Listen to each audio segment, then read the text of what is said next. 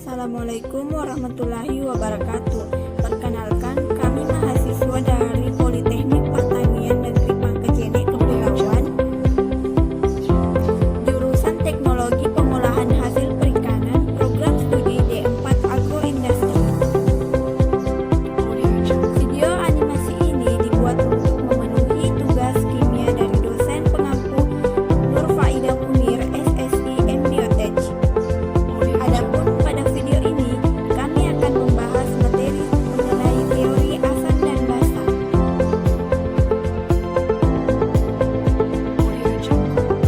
Video animasi kali ini dibuat oleh kelompok 2,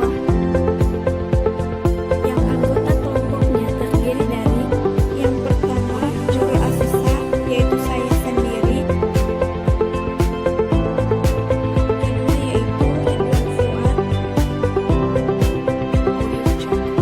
yang ketiga yaitu Suciana Fitra Rahma, yang keempat Zahra Ramadhani, yang kelima Fendi Yulindasari, keenam yaitu Rizka Gismita. Untuk mempersingkat waktu, marilah kita simak video kali ini. Baiklah, pertama-tama kami akan menjelaskan apa itu asam dan basa. Asam dan basa adalah dua golongan zat kimia yang sangat umum ditemukan di sekitar kita.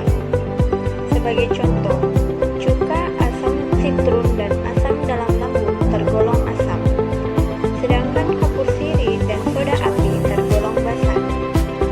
Secara umum, zat-zat asam maupun basa bersifat korosif dan beracun, khususnya dalam bentuk larutan dengan kadar tinggi sehingga sangat berbahaya jika diuji sifatnya dengan metode merasakannya. Adapun beberapa pendapat yang mengemukakan teori asam dan basa, yaitu seperti Arrhenius, Bronsted, Lowry, dan Lewis.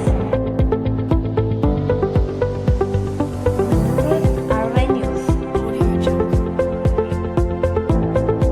teori ini pertama kalinya dikemukakan pada tahun 1884 oleh Svens August Arrhenius. Menurut Arrhenius, definisi dari asam dan basa yaitu asam adalah senyawa yang jika dilarutkan dalam air melepaskan ion H+, sedangkan basa adalah senyawa yang jika dilarutkan dalam air melepaskan OH-.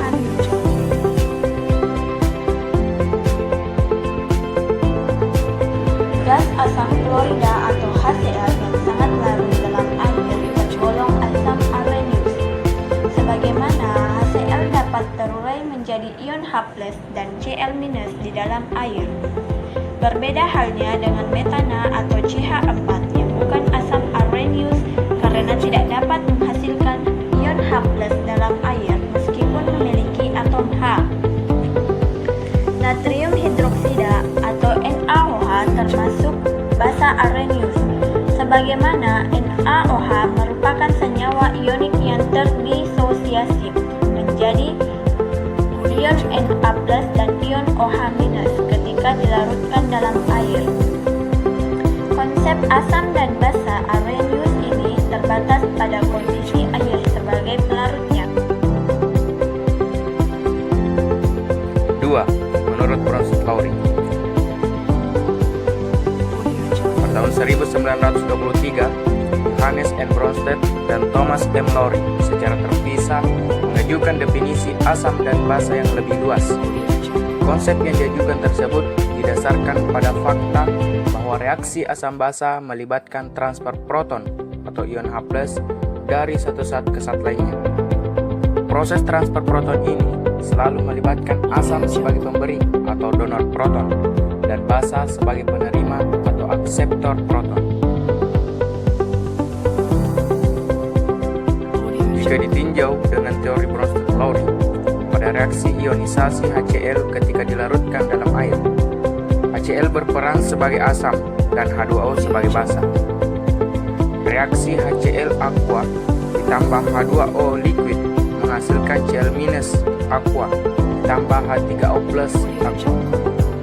HCl berubah menjadi ion Cl- setelah memberikan proton H+ kepada H2O.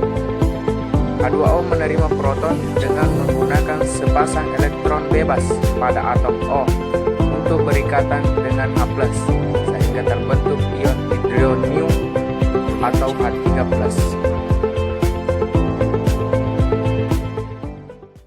Sedangkan pada reaksi ionisasi NH3, ketika dilarutkan dalam air, NH3 berperan sebagai basa dan H2O sebagai asam. Reaksi NH3 aqua ditambah H2O liquid, bolak-balik NH4 plus aqua ditambah OH- aqua.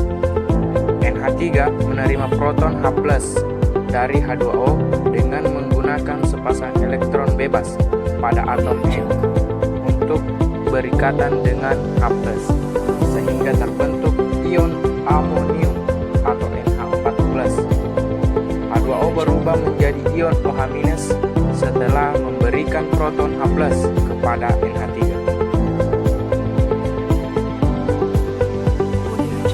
Dari kedua contoh tersebut terlihat bahwa 1.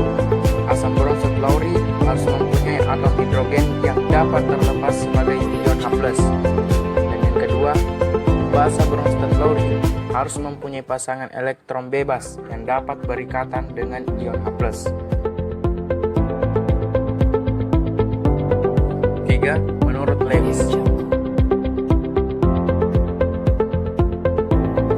Pada tahun 1923, G.N. Lewis mengemukakan teori asam basa yang lebih luas dibanding teori sebelumnya dengan menekankan pada pasangan elektron yang berkaitan dengan struktur dan ikatan. Menurut definisi asam basa Lewis, asam adalah akseptor pasangan elektron, basa adalah donor pasangan elektron. Berdasarkan definisi Lewis, asam yang berperan sebagai spesi menerima pasangan elektron tidak hanya H+. Senyawa yang memiliki orbital kosong pada kulit valensi seperti Bf3 juga dapat berperan sebagai asam. Sebagai contoh, reaksi antara Bf3 dan NH3 merupakan reaksi asam basa, di mana Bf3 sebagai asam Lewis dan NH3 sebagai basa Lewis.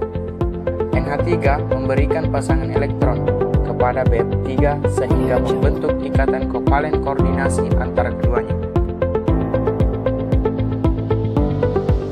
Kelebihan definisi asam basa Lewis adalah dapat menjelaskan reaksi-reaksi asam basa lain dalam fase padat, gas, dan medium pelarut selain air yang tidak melibatkan transfer proton.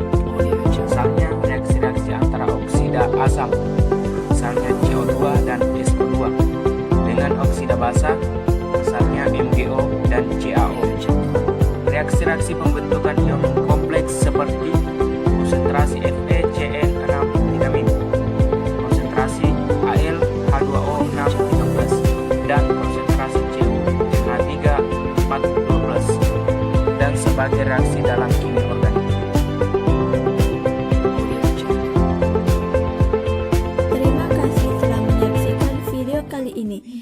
Jika ada hal-hal yang kurang baik, mohon dimaafkan. Wassalamualaikum warahmatullahi wabarakatuh.